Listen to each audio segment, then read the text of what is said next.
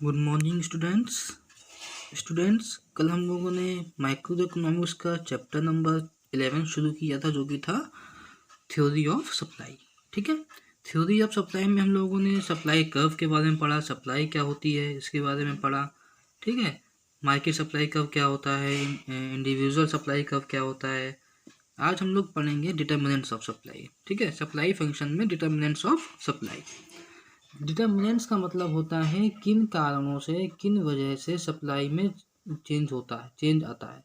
ठीक है, ऐसे कौन कौन से कारण हो सकते हैं जिनकी वजह से सप्लाई में चेंज हो जाए। तो डिटर्मिनेंट मतलब चेंज ऑफ सप्लाई। सप्लाई कब कब चेंज होती है, कब कब बढ़ती है, कम होती है, इसके बारे में हम लोग आज पढ़ेंगे। देखो, supply function study the functional relationship between supply of a commodity and its various determinants. ठीक, the supply of a commodity mainly depends upon its own price. Supply क्या होती है, ज़्यादातर अपने ही प्राइस पर डिपेंड होती है कि प्राइस के बढ़ने से सप्लाई बढ़ेगी या प्राइस के कम होने से सप्लाई भी कम होगी। ठीक है, ऐसे रिलेशनशिप को क्या कहा जाता है, पॉजिटिव रिलेशनशिप। ठीक है, the other determinants are price. Other determinants कौन कौन से हैं, देखो यहाँ पे समझो। Supply X is equal to functional relation between price X मतलब price of a commodity, price of related goods, P R मतलब price of related goods, N F मतलब नंबर ऑफ फर्म्स, जी मतलब goal of the firm, P F मतलब price of factors of production, T मतलब state of technology, E x मतलब business extension और GP मतलब government policies.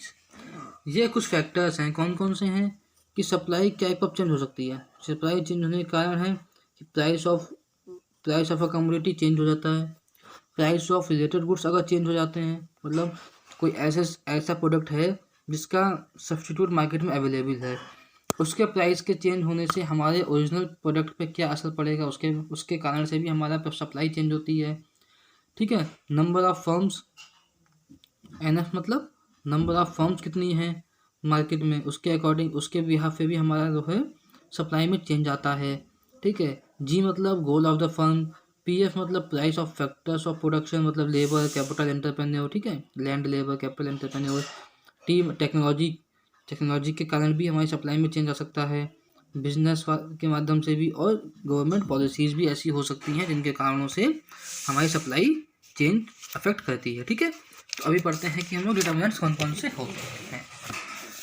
सबसे पहले बात आती है own price of a commodity. कैसे, मतलब own price of a commodity के कारण से कैसे चेंज आएगा। देखो, there is a direct relationship between own price of a commodity and its quantity supplied. ठीक है, generally higher the price higher the quantity supplied, the lower the price the lower the quantity supplied. मैंने अभी बताया, अगर कोई product हम 10 रुपये में बेचते हैं, ठीक है, 10 रुपये का प्राइस है और उसकी हम क्वांटिटी बेचते हैं 50, वही प्रोडक्ट हम अगर 20 में बेचें, अगर उसके प्राइस 20 हो जाए तो हम क्या 50 में ही बेचेंगे, 50 ही सप्लाई करेंगे। क्यों सप्लाई, क्यों 10, जब प्राइस 10 था तब सप्लाई थी 50, अब प्राइस बढ़ गया हमारा तो सप्लाई भी बढ़ जाएगी। क्यों, क्योंकि यहाँ पे डिमांड की बात नहीं हो रही है, यहाँ पे किसकी बात हो रही है, सप्लाई की बात हो रही है। हम प्रोड्यूसर के अकॉर्डिंग सोच रहे हैं। अगर प्रोड्यूसर 10 रुपये में 10 रुपये के प्राइस 10 रुपये जब प्राइस था तो 50 सप्लाई करता था क्वान्टिटी, जब प्राइस के बढ़ने से वो तो ज़्यादा से ज़्यादा बेचना चाहेगा कि प्राइस बढ़ गई है, हमारी ज़्यादा से ज़्यादा क्वांटिटी बिके ताकि हमें ज़्यादा से ज़्यादा प्रॉफिट हो सके, तो उसकी सप्लाई भी बढ़ जाएगी।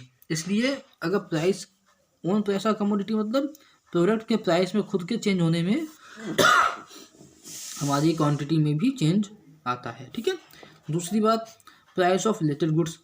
ऐसे गुड्स, मान लीजिए ऐसा कोई प्रोडक्ट है हम बनाते हैं जिसका सब्स्टिट्यूट मार्केट में अवेलेबल है, जैसे टी। ठीक है, टी और कॉफ़ी, हम सबसे बेहतरीन एग्जाम्पल होता है टी और कॉफ़ी का। ठीक है, आज मार्केट में टी का प्राइस 10 रुपये है। ठीक है, और हम उसकी सप्लाई करते हैं 20। ठीक है, ये किसका है? टी का। और कॉफ़ी है जो भी 10 है और सप्लाई उसकी हो रही है 20, मान लो, ऐसे मान लो, ठीक है। टी का प्राइस बढ़ जाता है 10 से 20, टी का प्राइस बढ़ गया तो क्या हम टी को खरीदेंगे? क्यों? मार्केट में टी का प्राइस अगर बढ़ जाएगा तो लोग कॉफ़ी की तरफ शिफ्ट हो जाएंगे।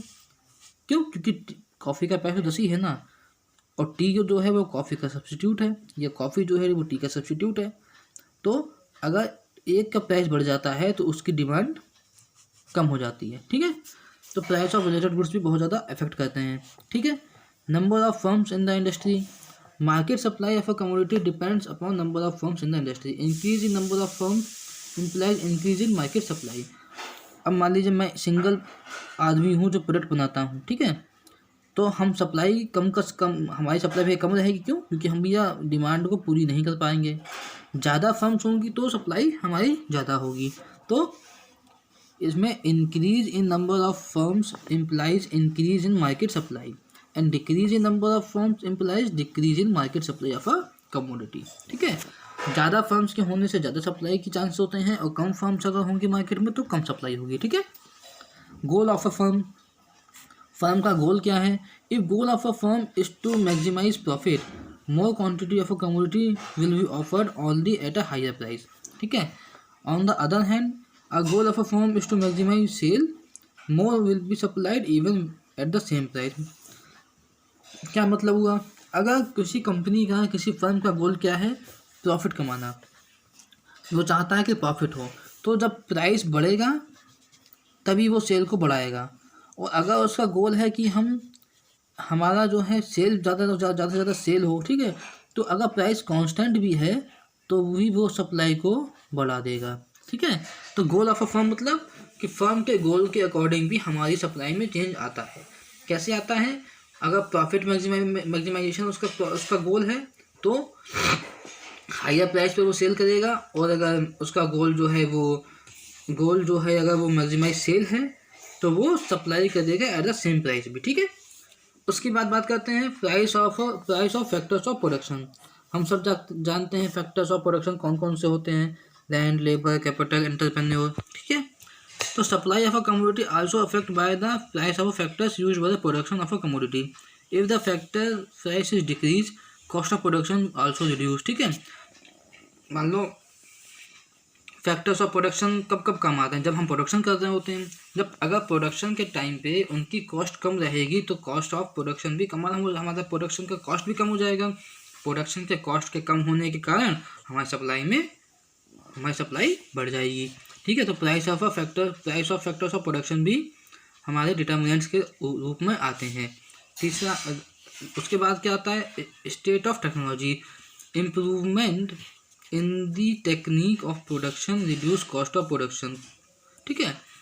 अब हम सब जानते हैं आज के ज़माने में, आज के टाइम में टेक्नोलॉजी में काफ़ी चेंजेस आने लगे हैं, ठीक है। अब पहले प्रोडक्शन होता था, लेबर करती थी, अपने हाथों से बनाते थे, ठीक है, सब कुछ, और बहुत टाइम लेते थे वो लोग, ठीक है। अब टेक्नोलॉजी के चेंज होने के कारण हमारा जो प्रोडक्शन है वो जल्दी भी हो जाता है और उसकी लागत या कॉस्ट भी कम हो जाती है, ठीक है। तो इससे भी हमारी सप्लाई पे चेंज होता है, ठीक। बिजनेस एक्सपेक्टेशंस क्या है हमारी? अब बिजनेस एक्सपेक्टेशंस की बात करें तो in situation to bullish expectations, investment tends to rise and supply starts rising accordingly, quantity supplied rise even when price of the commodity remains constant. अब एक्सपेक्टेशन हमारी प्रॉफिट कमाने की है कि हमारी जल्द से जल्द हमारी इम्प्रूवमेंट हो जाए मार्केट में, तो उस इम्प्रूवमेंट को बढ़ाने के लिए हम ज़्यादा से ज़्यादा सप्लाई करेंगे, और चाहे हमारा प्राइस कांस्टेंट हो, चाहे हमारा प्राइस बढ़ रहा हो, अगर बिजनेस को हमें आगे लेके जाना है, उसकी एक्सपेक्टेशंस अलग हैं, प्रॉफिट कमाने की हैं और आगे बढ़ने की हैं, तो वो सप्लाई को बढ़ाएगा, चाहे प्राइस कांस्टेंट हो या फिर बढ़ रहा हो, ठीक है। तो उस टाइम में भी हमारी सप्लाई जो है इफेक्ट करती है। और लास्ट क्या होती है? Government policy. गवर्नमेंट पॉलिसी का मतलब कि गवर्नमेंट की पॉलिसीज हैं कैसी? टैक्सेशन समझ लो, सबसे बड़ी टैक्सेशन है, सब्सिडी। अब हम सब जानते हैं, हम कोई भी प्रोडक्ट बनाते हों, कोई भी चीज़ बनाते हों, मार्केट में प्रोडक्शन कर रहे हों, उस पर हर चीज़ पे हम लोग टैक्स देते हैं।